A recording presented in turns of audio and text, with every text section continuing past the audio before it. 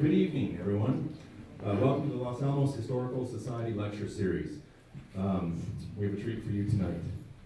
My name is Todd Urbach, and I'm a board member on the Los Alamos Historical Society and program chair. The lecture series is sponsored by, does everyone know by heart by now? Los Alamos National Bank and the generous donations of Los Alamos Historical Society members. I encourage you to deposit your money with both of those entities. The interdependence of culture and religion is a fascinating thing. I have been studying the Jewish faith all my life as well. However, it's been very sporadic and slow, nothing compared to our speaker tonight. I grew up in a place and time where there were two types of people, Catholics and Protestants. And by Protestants, I mean Lutherans. And we knew exactly who and what Jews were because we studied the Old Testament, of course. Now, I think it would be pointless to ask my parents why, but we always did have Manischewitz wine for Christmas. And I honestly have no idea what the meaning of that is, but that was a very celebrated thing that we had. Sometime in high school, I learned a few Yiddish words. And so a few years back, I was actually pretty proud when one of my toddlers said, "Look, I'm a shoe in a truck."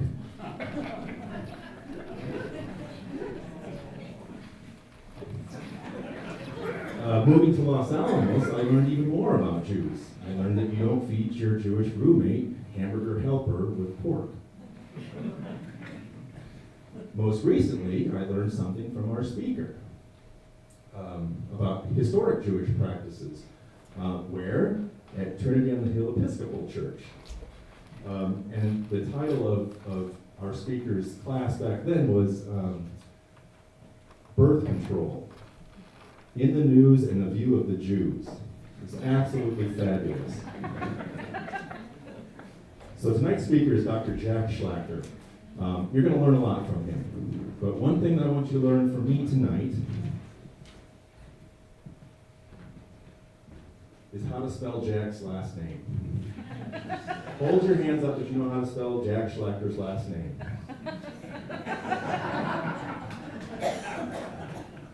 Okay, now everybody together. S, H, wait. S, no C at first.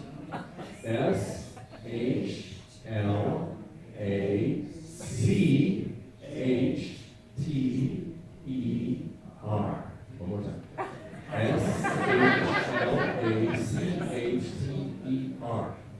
Very good. Okay, that was wonderful. I'm sure that's right. Is that right? All right.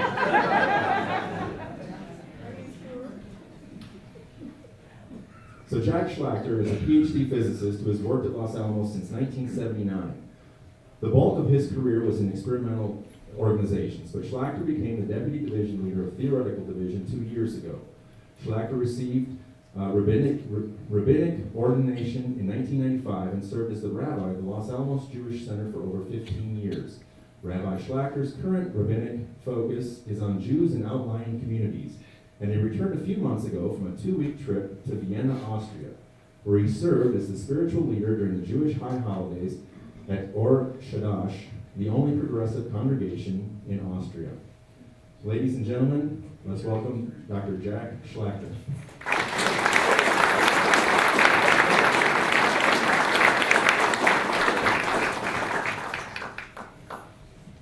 So I want to make a plug for the Los Alamos Historical Society. They have been just the most gracious hosts for preparing for this evening, despite the sound difficulties.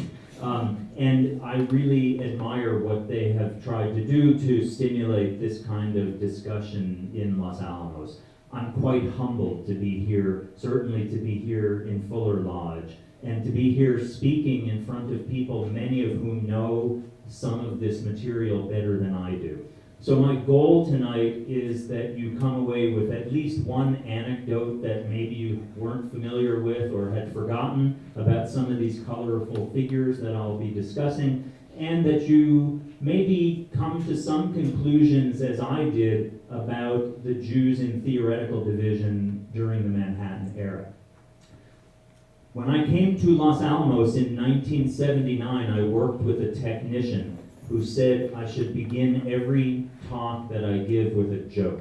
So the joke is, a rabbi walks into theoretical division at Los Alamos National Laboratory. It's somewhat of a joke, in all honesty, because I never expected I would be part of theoretical division. It's an incredibly historic organization. It's the only division that goes back to the beginning of the Manhattan Project uninterruptedly to this day. There were 4 divisions that were set up in 1943. One of those divisions was P Division, Physics Division. I was proud to be a member of P Division for about 20 years. But P Division got dissolved and disappeared for, I'm guessing, about a year and a half, something like that. Somebody here probably knows better than I do. So T Division is the only uninterrupted continuous division at Los Alamos.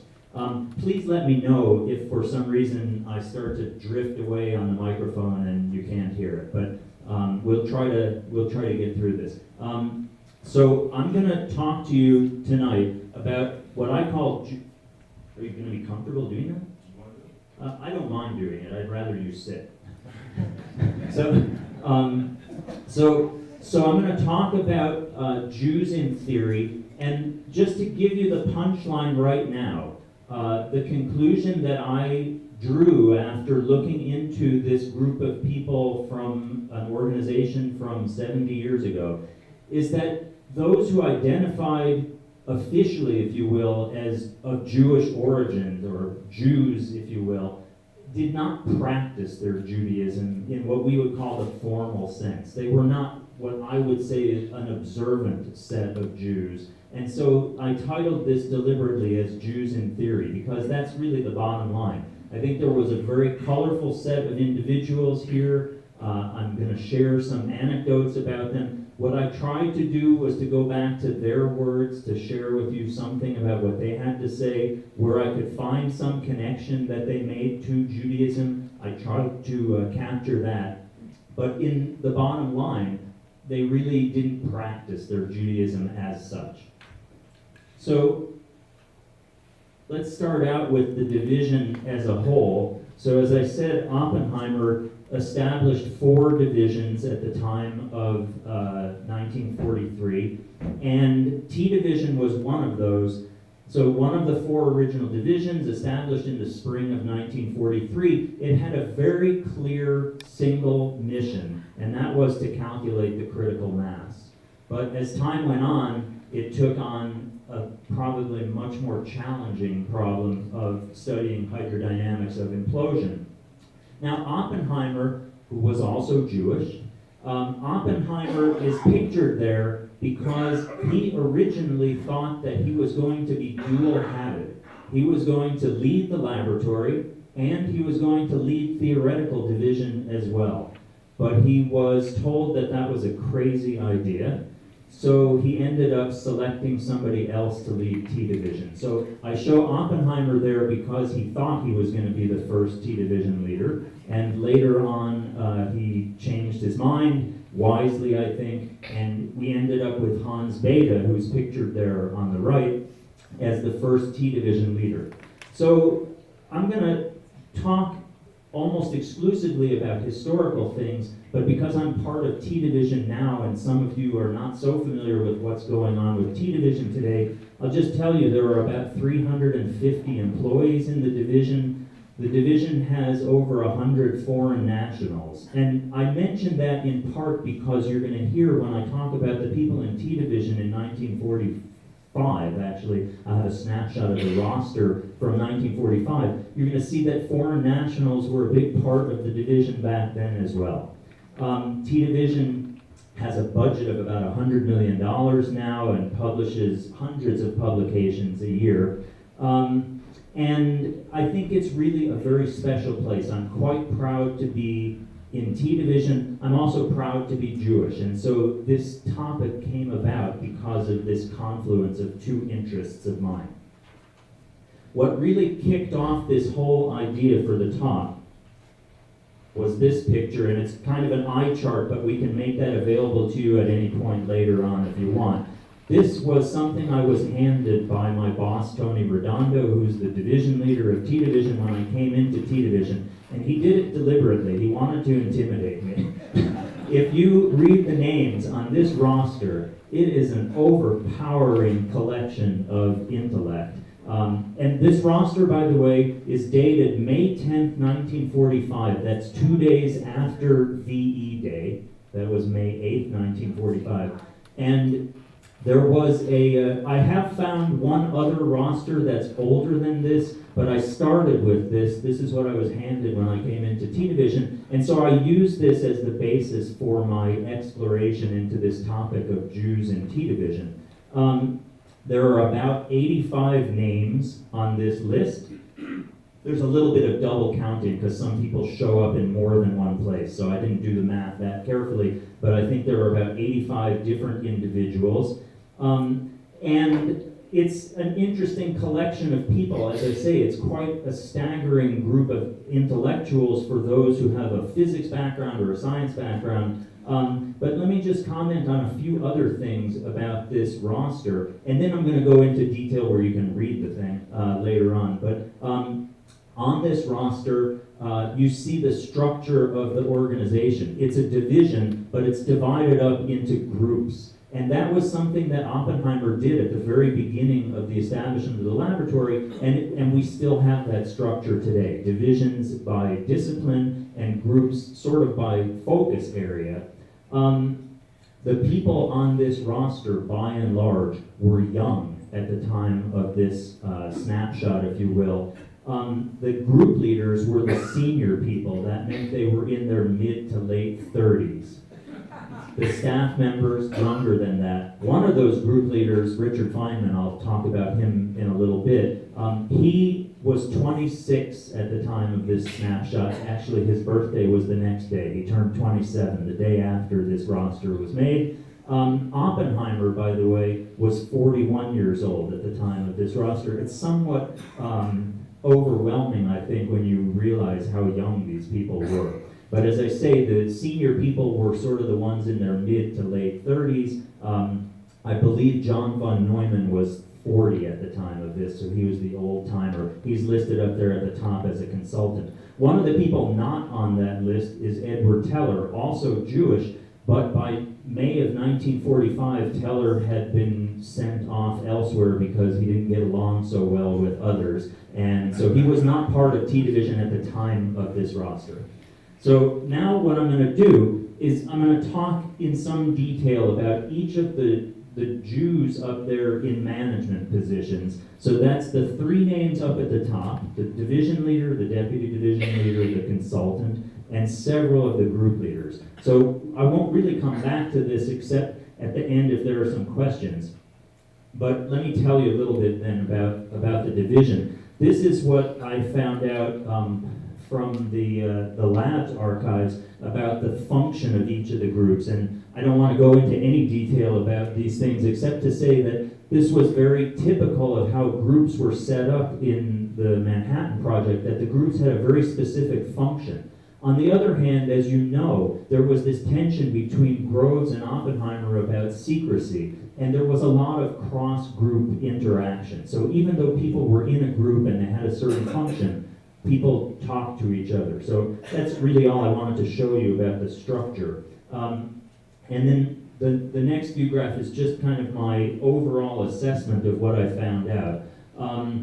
This is the predominance of Jews in leadership positions. As I said, the whole top block, Jewish people, and then effectively 6 out of 8 group leaders, or I think without the double counting, 5 out of 7 group leaders, and the strong international flavor. Okay, so why is that? I don't have a good answer for that, but I will say that theoretical physics at the time of the Manhattan Project, especially nuclear physics, not theoretical physics necessarily in its entirety, but nuclear physics, which was the important part of physics that people were brought to the Manhattan Project to work on, that was really dominated by Jews.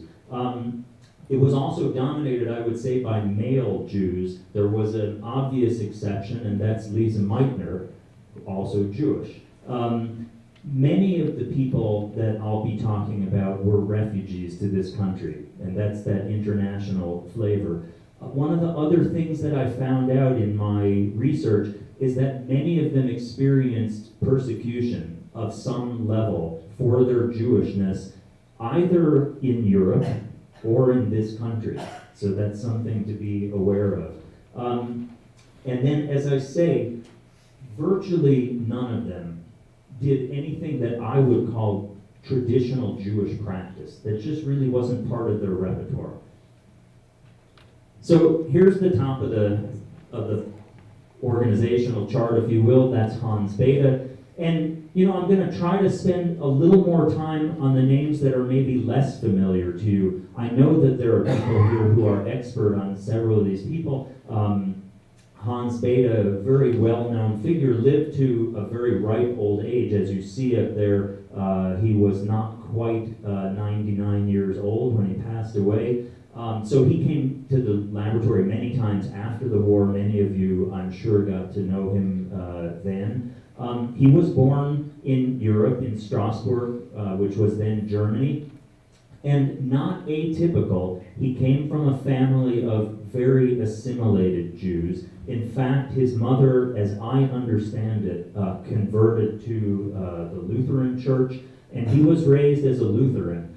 I cannot find anything, at least in my first pass in reading about Hans Bethe, where he identifies as being Jewish. But you can see in that third bullet down that he definitely experienced discrimination as a result of being Jewish. So whether he did consider himself Jewish or not, the Nazis definitely considered him Jewish. He lost his job, and that was a direct result of his mother's Jewish heritage. He then came to this country and stayed at Cornell for his entire career, with the exception of being here at Los Alamos. And he did win the Nobel Prize. He's one of 4 Nobel Prize winners, 4 future Nobel Prize winners in physics from that roster. And I'll talk about all 4 of them as we go through. All 4 were Jewish. Again, I'm using that without getting into great argument about what it means to be Jewish. I'm including Hans Bethe in that list.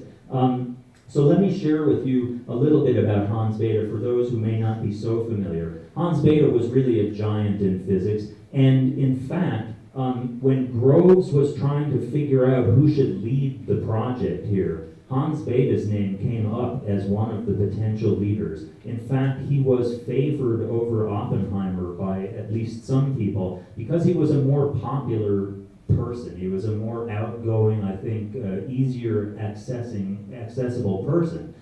However, he had a strike against him in General Groves' eyes. He was born in Germany, so that didn't work.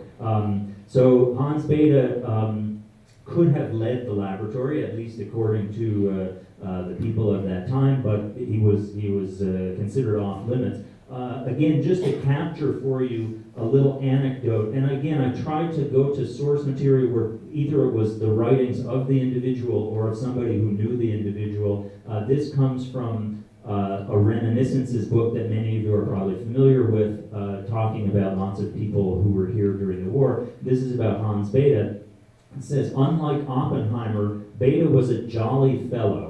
And the person who's writing this says, my office was down the hall, and I could always tell when Bethe and Fineman were working together because there would be frequent bursts of guffaws and belly laughs. When there was a comic moving picture in the base theater, you could always tell by the laughter whether Bethe was in the audience.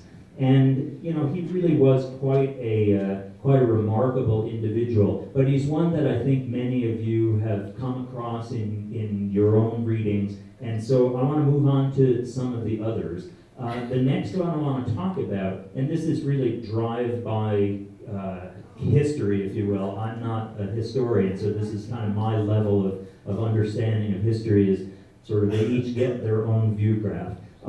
So out of deference to Tony Redondo, we talked about the division leader, but of course the most important position in the division is the deputy division leader. This was the deputy division leader, Victor Vicecop, Vicky as he was called. And I have to say I developed a fondness for him in reading up about him. Because I have that same title right now of Deputy Division Leader, I also have this affection for Vienna, Austria, which is where Vicecop was born.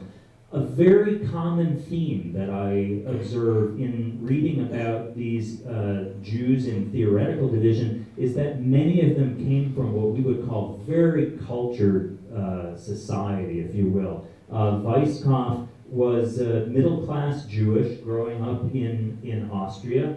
His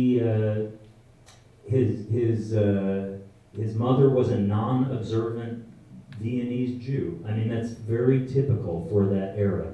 I'll share with you, so this culture, I think, does play a role. Music was really, really important in Vicecop's life. In fact, I think he said that his favorite occupations were Mozart and quantum mechanics. So there you hear sort of those two pillars in his life. Central to his thinking was his science and music for him. I'll share with you, for those of you who had postdoctoral careers, see if you can match up against this one. 1931 to 1937, Vicecop did a string of postdocs. So let me share with you with whom he was postdocing. So first, he was with Heisenberg, then he was with Schrödinger, then he was with Bohr, then he was with Pauli, and then he came back to Bohr. So over that 6-year period, he had just the cream of the crop as his advisors. He was postdocing, as you could tell from where those people were probably, in Europe. But there's a subtext to that story. He was postdocing because he was Jewish and he couldn't get a job.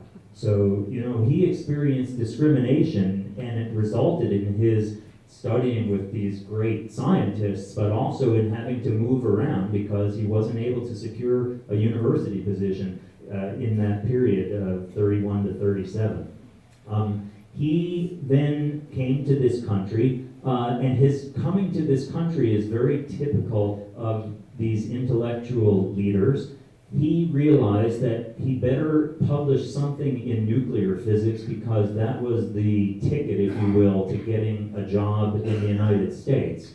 And so he wasn't a nuclear physicist, but he decided he better do something important in that field. He published a paper, and he one-upped that. He decided he better publish it in English so that it showed up in the journals where people might see that when he was trying to get a position here in the United States. And that did the trick. So he came over to the United States as a result of his selection of a nuclear physics topic that he then published in English.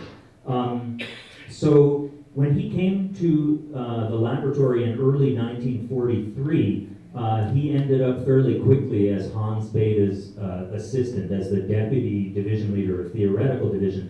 And Vicecop in particular was known as somebody who worked well with experimentalists. And again, this is this fertility, if you will, of the laboratory, the cross-pollination of people having to work across borders, the way science really is supposed to work, not compartmentalized the way I think Groves might have preferred it. And Vicecop was often the one that the experimentalists would go to when they needed kind of a gut feeling for what's the magnitude of some quantity. He had just a wonderful instinct in that regard.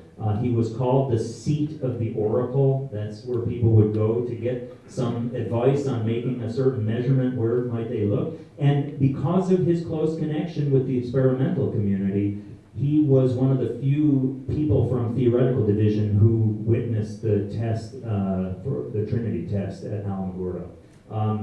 So, as I said, he had a very cultured life. He cared a lot about music. When he would give talks about science, if he was talking about things like the nature of light, he would play something from a Haydn oratorio that talked about creation of light because he just felt that music and science worked so well together.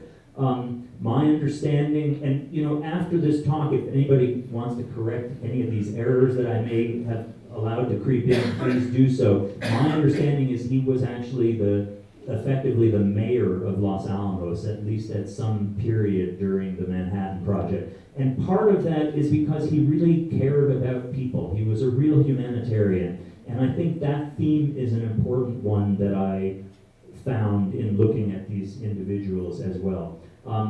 I put up there that he was the director of CERN from 1961 to 1965. That was a very important period in the history of that very important laboratory in Europe. So he went back to Europe in the early 60s to head this physics laboratory. And you may have come across that laboratory for those non-specialists because the discovery of the Higgs boson was made at CERN in the last year. So that's the same institution that Vicecop headed for about 4 years. But really, he helped put that institution on the map. He was really a master organizer as well as a brilliant physicist and a warm human being as well.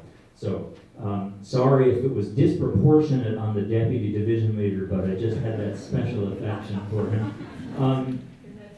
So we're going to move down in the upper block to show the consultant, if you will, who's listed there, Johnny von Neumann.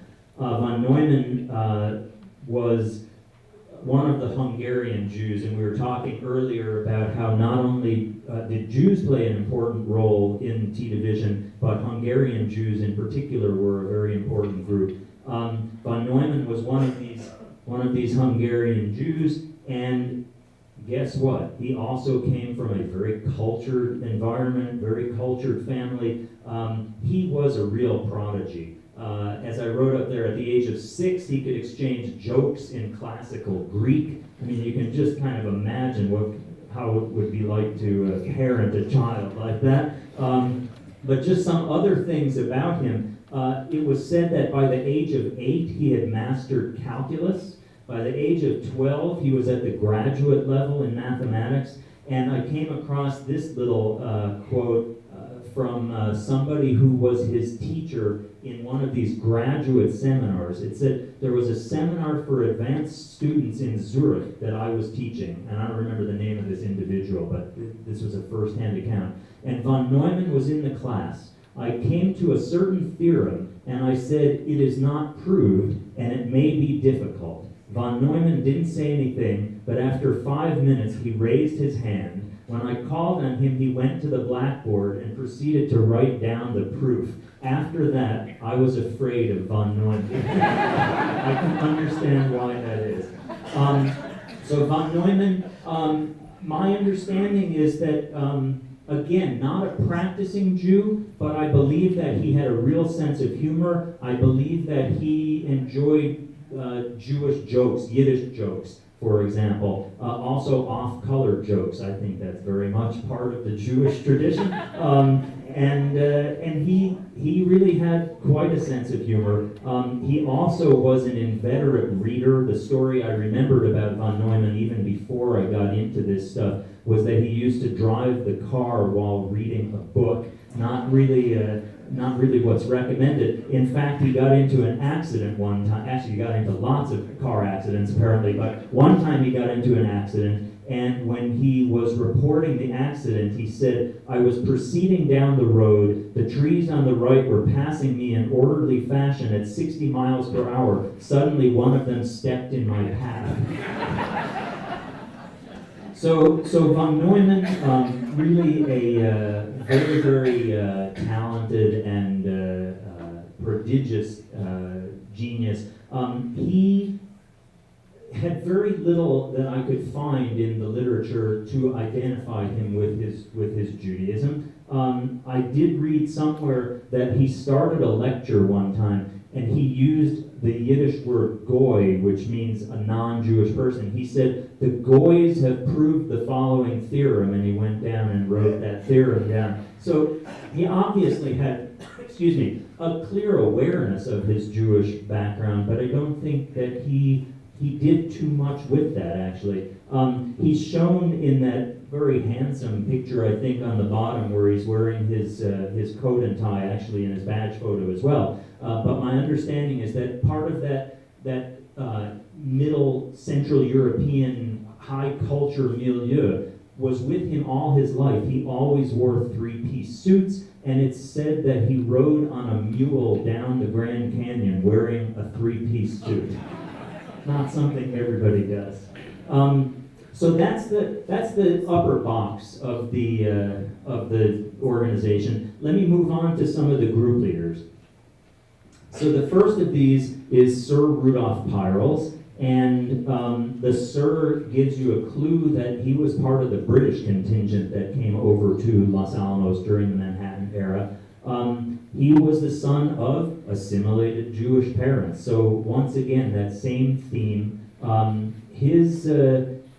His coming to England was also a very fortuitous thing because he would have ended up in Nazi Europe otherwise.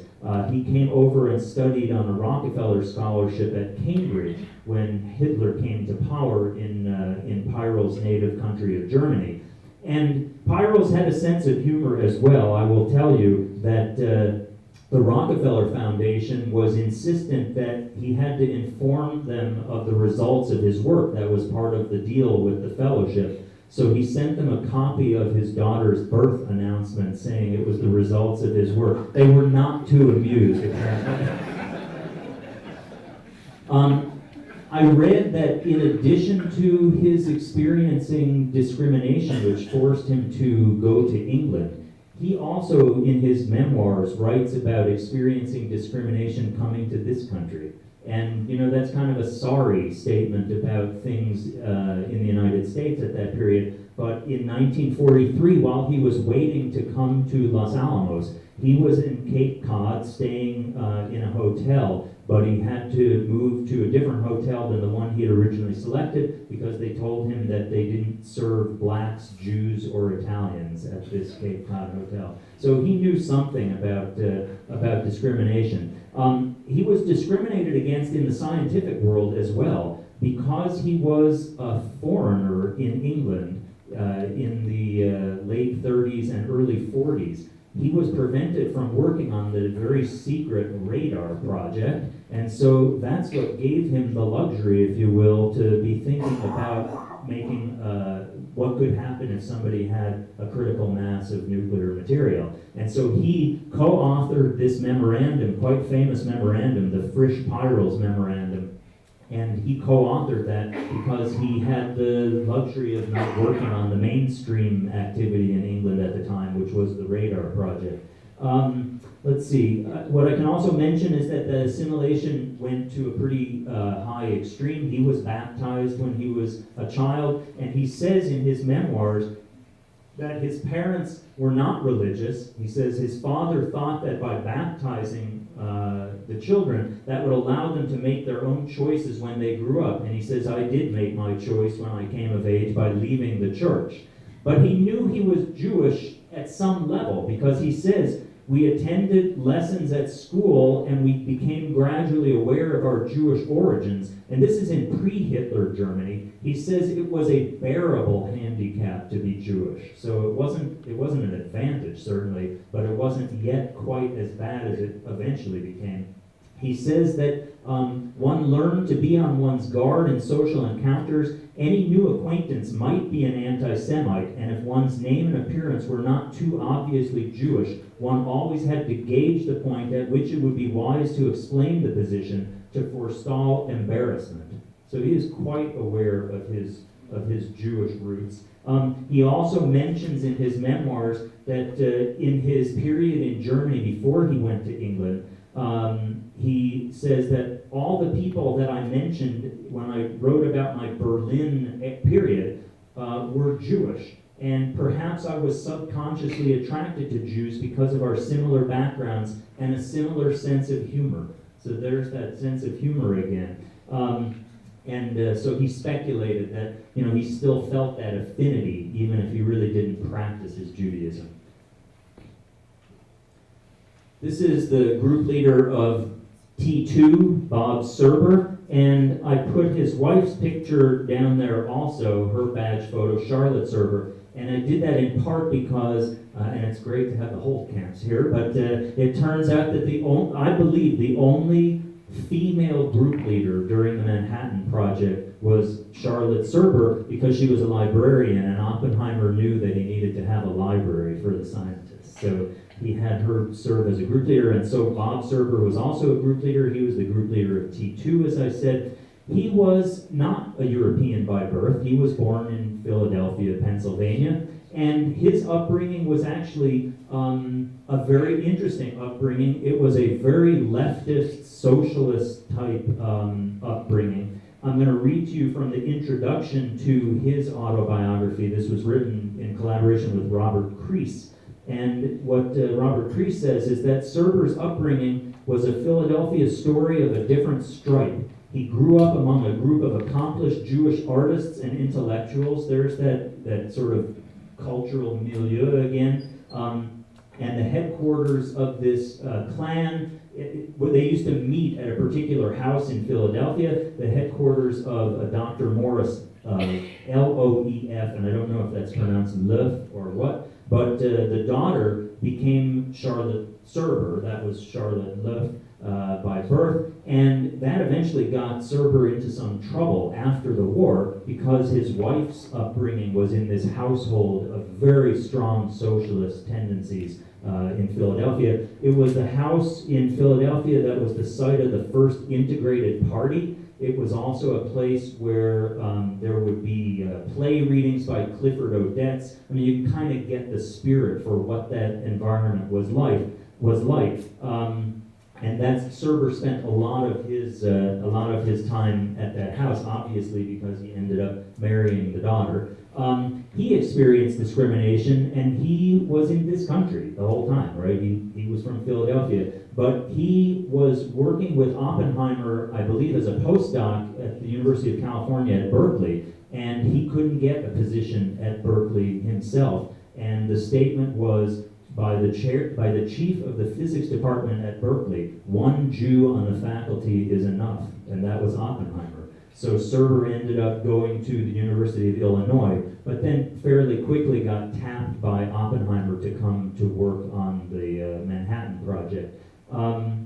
So let's see, I'll just read you one more little anecdote about Serber, this is because I show the Los Alamos primer up there, which you can buy, and those were the lectures that Serber gave to everybody who came to the laboratory so that they could come up to speed very quickly on what was happening on the bomb project. And this is a description of Serber giving one of these talks. A lean, dark, inconspicuous wisp of a man, Serber hated dramatics. While talking, he stumbled continually over his words and swallowed impatiently, as though he had dust from the mesa lodged in his throat, but felt his subject too trivial to justify a sip of water. Nevertheless, he held his audience.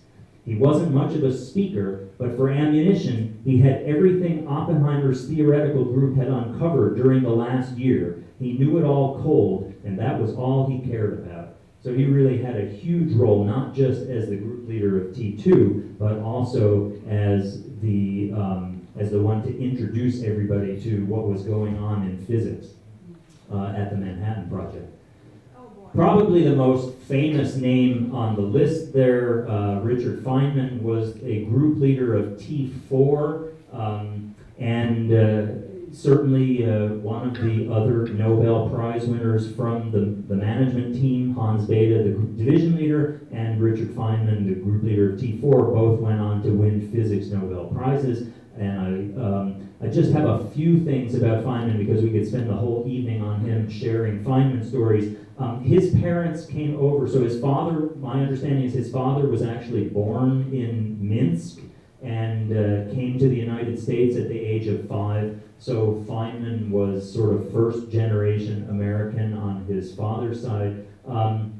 According to Feynman's mother, this is one of these new anecdotes I came across that I wanted to share with you tonight. According to Feynman's mother, Feynman couldn't decide when he was a child whether he wanted to grow up to be a comedian or a scientist, so he combined the two options. I think that's really quite accurate. You know, I was not so familiar with this, but he he was clearly gifted, and people knew that when he was an undergraduate, obviously. But he applied for summer jobs at Bell Labs repeatedly, and he was denied a position, almost assuredly as religious discrimination, though they never told him that. He just couldn't get a job at Bell Labs. He was accepted at Princeton as a graduate student. That's where he got his PhD, as you probably know. And the statement is that the Princeton Graduate Admissions Committee had never seen anyone with as high scores in math and physics on the standard aptitude test. They had never seen anybody with as high scores in math and physics, and they had never admitted anyone with as low scores in history and English. So he kind of tested them a little bit. In fact, it was said, and maybe to be fair, I won't say the name of the individual from Princeton, but this was somebody who had some control over admission of graduate students, and the statement was they really needed to limit the number of Jews, but they managed to, make an exception and let Fineman in.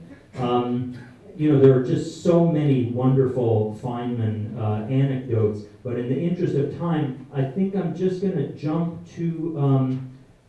to something from his correspondence that you may not be familiar with.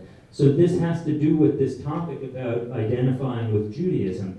A woman wrote to Fineman in 1967, so he won the Nobel Prize in Physics in 1965, and he got a letter from a woman in 1967 asking him if she could include his name in a book of Jewish Nobel Prize winners. And he wrote back, "It would not be appropriate to include me in Jewish winners of the Nobel Prize for several reasons, one of which is that at the age of 13, I was converted to non-Jewish religious views." It's a fairly polite way of saying he just didn't want to have anything to do with organized Jewish religion. Although it's my understanding that he met his first wife, the one who died down in Albuquerque before the end of the Manhattan Project, that he met her at a Jewish social club dance. So, it had some effect on his life, but he really did not want to have much to do with that Jewish connection. I guess the anecdote I like the most about him that probably many of you know is that he just marched to a different drummer. When he was at Princeton, many people were heading to Los Alamos. They were shipping things by train to Lamy, but they were told, don't buy your ticket to Lamy, go somewhere else to get your ticket because we don't want to telegraph that everybody's coming here. And he figured, if everybody else is doing that, then I might as well just get my ticket here in Princeton. So he goes to the train station and he says, I want to buy a ticket to Lamy. And they said, oh, you must be the one sending all this equipment, right? Because they hadn't thought about the fact that all the shipments were going out of there. And so, it kind of backfired on him. This next individual I had never heard of before. I apologize for my deficiencies in that, but Tony Redondo pulled a book off his shelf and said, oh yes, Jokerz Felder, very, very famous name in theoretical chemistry, sort of the author of the Bible of the field, at least in one stage. This gentleman I don't know much about, but I was poking around because I was on a roll. I had all these Jewish group leaders. I thought, well, I don't know, Hirschfelder it might be. And I looked in the 1905 Jewish Encyclopedia, which was the first major English language Jewish encyclopedia, and there indeed was an entry for Joseph Oakland Hirschfelder, but even I could figure out something's not right. He wasn't born until 1911. This is the 1905 Jewish Encyclopedia. I was reading about his grandfather, also Joseph Oakland Hirschfelder, who was a Jewish physician living in the Bay Area. So this is a different branch, if you will, of Jewish connection in this country. His family were German Jews who came over in the 1800s, and they ended up in California in 1843 before the gold rush. So his grandfather and his father were both medical practitioners, and the grandfather was born in Oakland, hence that middle name. So I do want to share with you a little bit about Hirschfelder because this is in his own words. He was also a witness to the Trinity test, and I want to share with you what he wrote about that. All of a sudden, the night turned into day, the chill turned into warmth, The fireball gradually turned from white to yellow to red as it grew in size and climbed into the sky, and the air filled with a purple glow, just as though we were surrounded by an aurora borealis. I just thought that's such a poetic statement about what he witnessed. And I just have to share this one anecdote about him with you. As I said, I didn't really have a way to determine if he was Jewish, although I found out that his grandfather was Jewish. And then I read this anecdote, and you tell me if it sounds like he was Jewish. Joe, so this is in the reminiscences about from somebody else who knew him. Joe was a bachelor at that time when he came to Los Alamos, and he insisted he be allowed to have his mother come up and keep house for him. He told Vera at the housing office that his mother was advanced in years and should have a lower apartment, usually reserved for families with young children, so she'd not have to climb stairs. When she finally arrived on her first day, she took a lengthy hike up 3 miles of steep trail to see the splendid view. Mrs. Felder was short and stout with a ruddy complexion. She was an enthusiastic supporter of all activities, and she wouldn't have missed living on the mesa for anything. So whether or not he was Jewish, that's a Jewish mother. I can tell you that first.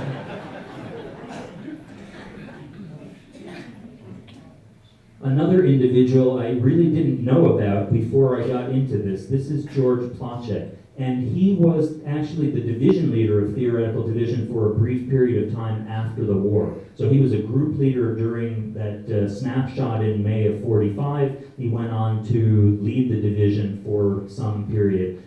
Kind of a tragic figure. So you can see that he died at the age of 50, almost certainly a suicide. I think he really had quite a sad life. He was Bohemian by birth. He was the only citizen of Czechoslovakia that I'm aware of who took part in the Manhattan Project. And this Bohemian is kind of appropriate. He really was kind of a vagabond. You know, he never really had an established home. He had that same experience that Vicecop had of not being able to land a position because of his Jewish background. And he just kind of lived out of a suitcase for a large part of his life and just moved from one place to another. What I found out about him that I'd like to share with you is that his parents and his sister were all killed in concentration camps. So he fled, but his family behind were all murdered by the Nazis. You might wonder, where do these people end up with their scientific influence? He had a grandfather who was a rabbi and was very keenly interested in science and had a correspondence with Charles Darwin. And it's this grandfather who clearly influenced George to go into a career in science. Later on, after the war, when Hebrew University was established, they tried to get Planchette to come. They were trying to set up a physics department. And they thought that they could get Planchette to come, and it would be a really great idea because he was a theorist, so it would only cost them chalk and a blackboard.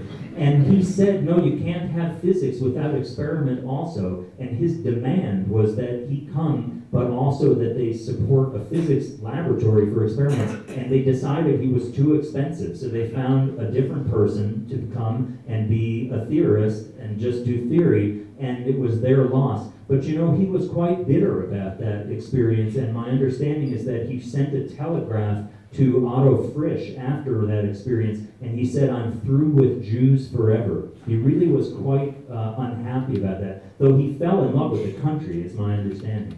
I do want to share with you an anecdote about Planchette, because I can see we're sort of running low on time here.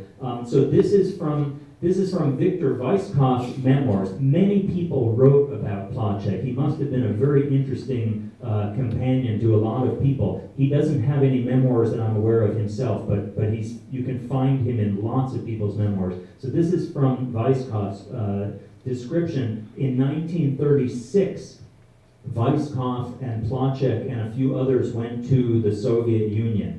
And what was said is that Planchette made a list of things that were hard to get in the USSR to bring to our Soviet friends. Among many other items, he decided to include a large quantity of condoms. Since he had a very generous nature, he bought about 1,000 of them. It says, "We decided to assemble all the goods in our apartment. On the appointed day, Planchette arrived with his arms loaded with packages. He began to unpack the boxes of chocolates, slide rules, tissues, and soaps he had bought. Then he suddenly stopped. He hit his forehead with the palm of his hand, and he said, 'The Copenhagen taxi trade is going to die out.' We couldn't imagine what he meant. 'I forgot the box with the condoms in the taxi,' he finally told us. And then he left to go buy another huge batch." So, very, very colorful individual, but somewhat sad, I would say, as well. For completeness, I mentioned that there were 4 Nobel Prize winners on that T Division roster. We've mentioned 2, Hans Bethe and Richard Feynman.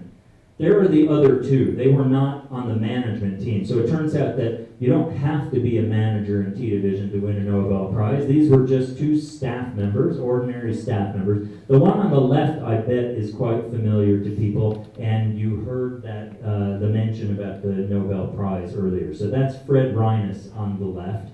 Let me share with you a little bit about Fred. The picture in the inset is this detector that my recollection is ended up at the black hole. This is the detector that was used to discover the neutrino, which is what Fred got his Nobel Prize for.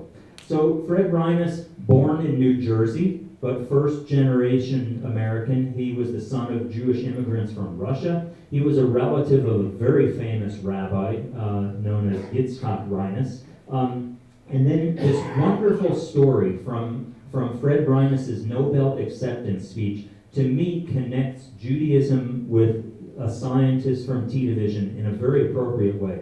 He says, "The first stirrings of interest in science that I remembered occurred during a moment of boredom at religious school, when looking out of the window at twilight through a hand curled to simulate a telescope, I noticed something peculiar about the light. It was the phenomenon of diffraction. So were it not for his Hebrew education and the boredom therein, he might not have become a physicist and might not have gone on to win the Nobel Prize."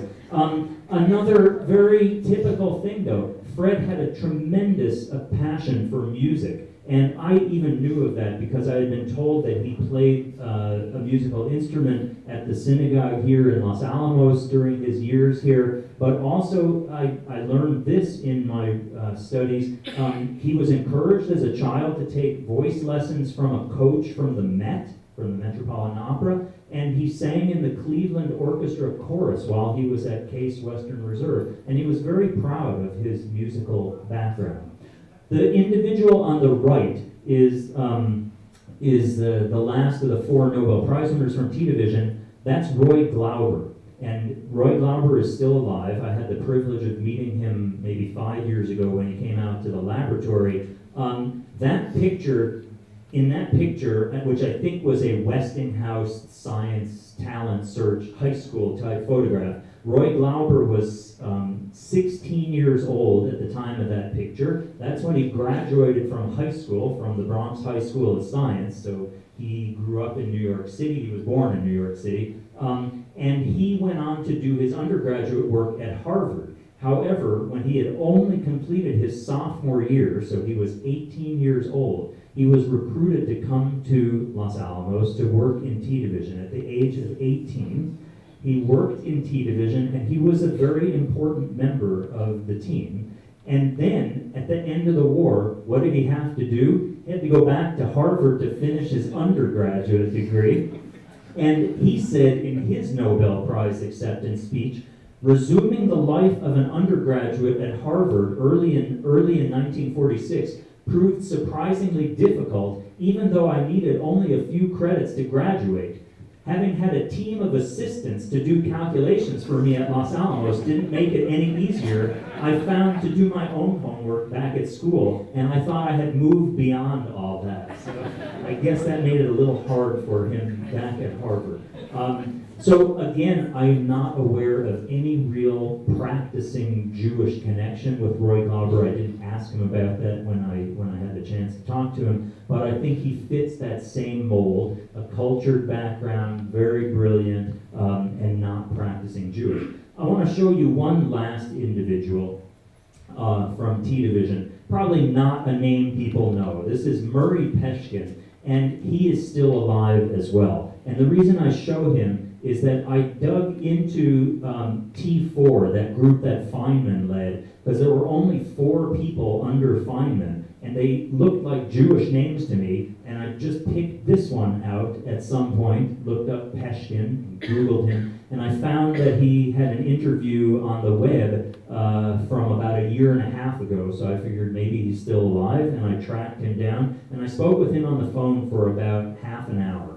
And I told him I was doing this talk about Jews in theoretical division, and he shared with me some anecdotes. So I just want to tell you what he said. So first of all, he said modern physics or quantum mechanics was really a Jewish science, and he wasn't surprised at all that so many people in T Division were Jewish. He himself studied very hard and took lots of classes. He was only 19 when he came to Los Alamos, and he came as one of these SEDs, this special engineering detachment, soldiers, but they had some scientific background. So he really was turning the crank, if you will, in the group that was not Feynman's group. There was a group that had a large number of people who turned the crank on calculations. And what Petkin told me is that he was the only one who went up to the division leader, I believe, and said to Hans Bethe, you know, if I knew what we were doing, I might be able to figure out a better way to do it. Well, they said, well, we can't tell you what you're doing because you don't have the right clearance. So they said, okay, well, let's get him the right clearance, and we can tell him what he's doing. So they got him a clearance. They told him what they were doing. He didn't have any idea how to do it any better. But then, lo and behold, Fineman said, you know, we could use somebody with a clearance to help us in our group. So he was the only one who had the clearance. That's how he ended up working with Fineman. It's a really interesting story. He told me that he never heard a Jewish joke or a Jewish word in T Division. He just never heard it. He didn't hear anything that caused him to believe these people were really identifying with their Jewishness, and he himself was kind of that assimilated Jewish background. He told me that he had a very perfunctory coming-of-age ceremony, a bar mitzvah, when he was 13, and then he had no further involvement with his Jewish connection. But guess what? He also experienced discrimination. This was after the war. He was at Northwestern University, and he was denied tenure, and it was almost certainly because of his Jewish background. That was after the war. So, not such a proud piece of the story, but I think that discrimination played a big role for the Jews in theoretical division. I'm going to just flash by 2 view graphs, and I don't have time to go into them, and I apologize for that, but this will be just a teaser for another talk, let's put it that way. So, I did all this work because I'm in T Division now for a couple of years, and I'm very proud of that, but I was in Physics Division for a long time, and a few weeks ago, in preparation for this talk, I thought, well, let me just look about P Division, surely there's something we can say there too.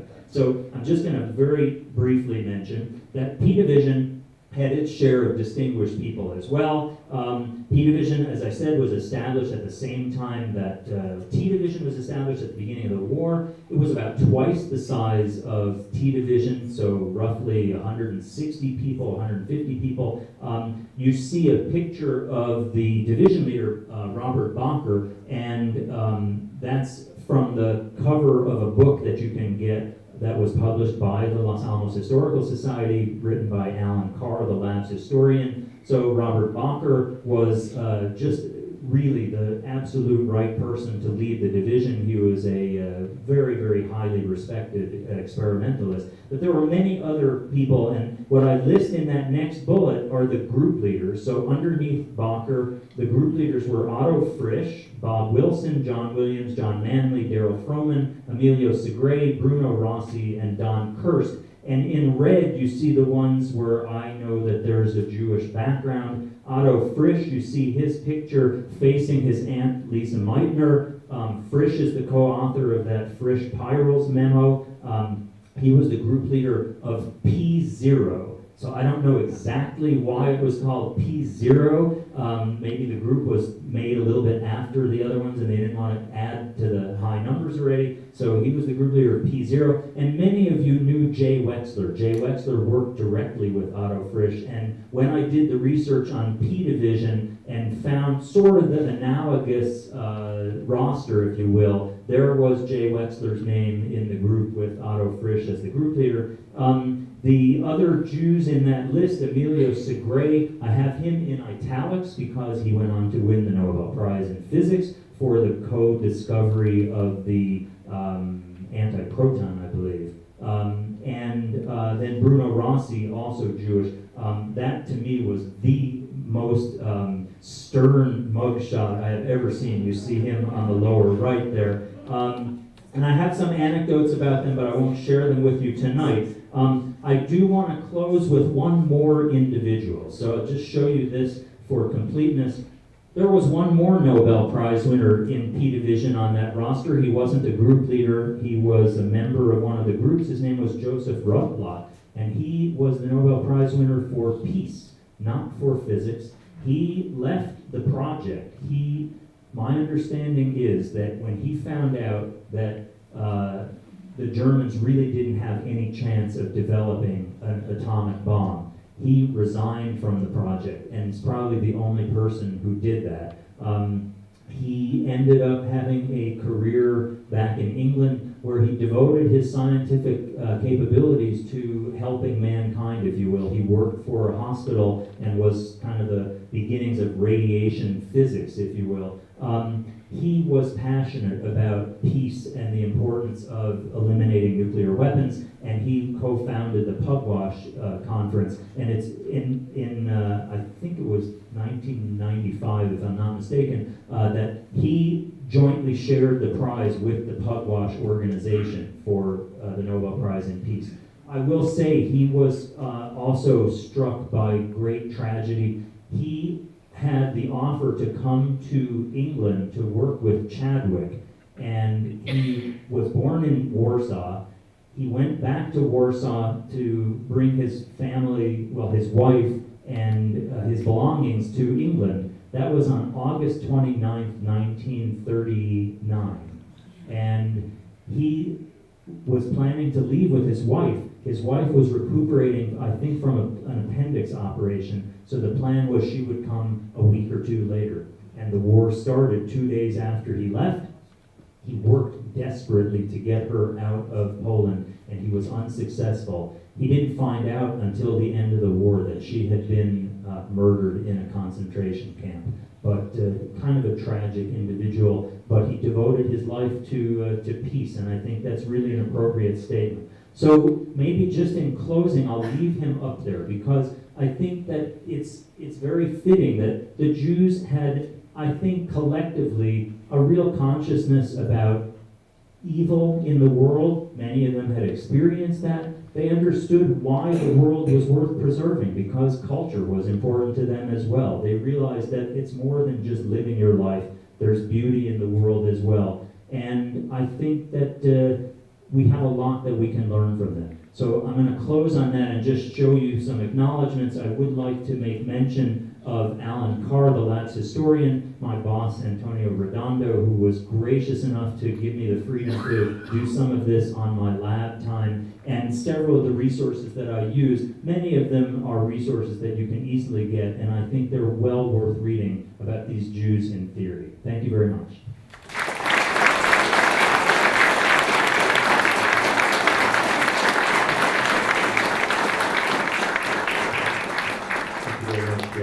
Questions?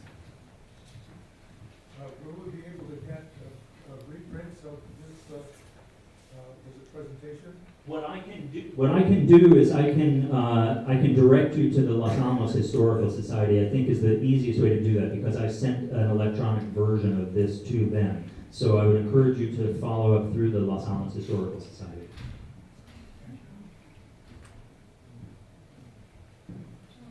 What would the Jewish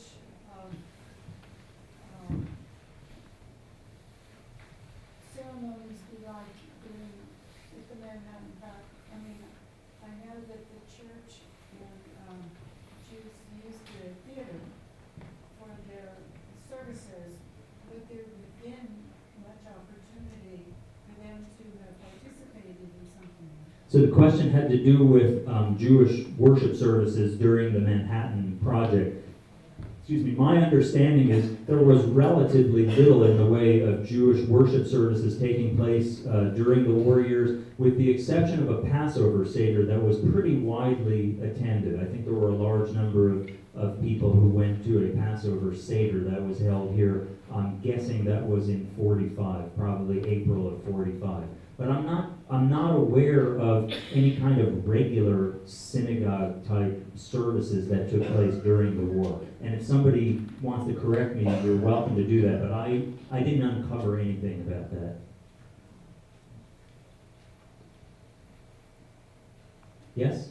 I just on your last comment, what I was told by Jay Wexler, who was one of the earliest founders of the Los Alamos Jewish Center, was there was a Protestant chaplain assigned to the Manhattan Project who worked very hard in encouraging Jewish services during that time with medium success.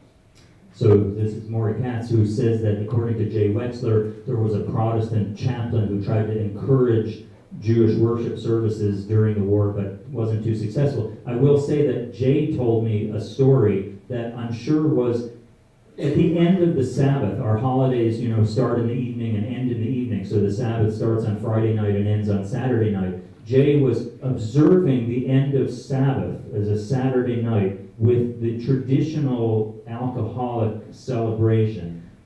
He was at a party and he was drinking, but he told me that Otto Frisch cornered him at the party and said, there's something I think we ought to try out. Let's meet in the lab at 1 in the morning. And so the two of them went off to work on an experiment at 1 in the morning. So Saturday night probably wasn't a ritual observance for him, and I don't think there was too much on Friday nights either, is my guess.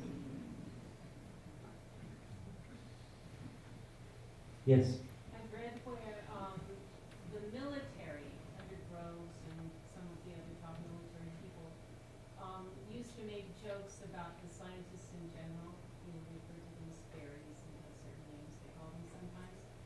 Is there any recording of them having anti-Semitic remarks, the military? So the question had to do with, was there any record of anti-Semitism, say, in the military part of Los Alamos during the war years?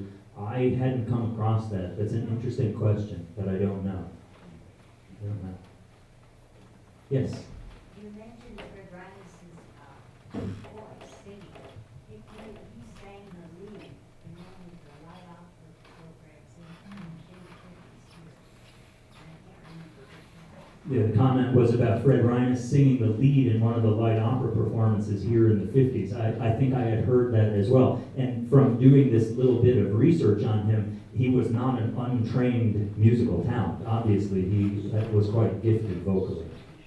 He was an early cantor at the Jewish Center. He was an early cantor at the Jewish Center as well, apparently. Yes? Fred actually made a decision between becoming a professional opera singer or a physicist. Right. I had read that too, that he had to make a choice, and he chose to go into physics as opposed to going professionally into singing. I had read that as well. So I want to thank you again. If you have any further questions, please feel free to come up here. And thanks again to the Los Alamos Historical Society for sponsoring this.